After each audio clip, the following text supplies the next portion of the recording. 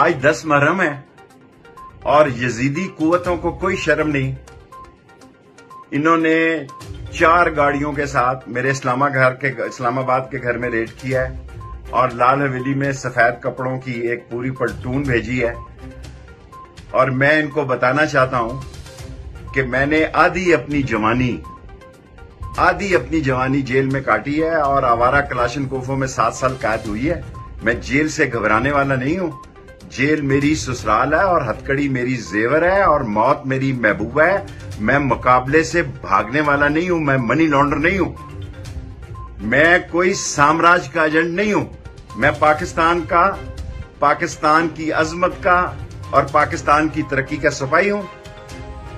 मैं हर कीमत पर पाकिस्तान की अजमत, पाकिस्तान के असूल और इमरान खान की दोस्ती निभाऊंगा। जेल आप लोगों को डरा सकती है भगोड़ो, जो सऊदी अरब भागते हो, जो लंदन भागते हो। वारंट ले आओ, मैंने अपना बक्सा बांधा हुआ है, आ जाओ और मैं चलता हूं।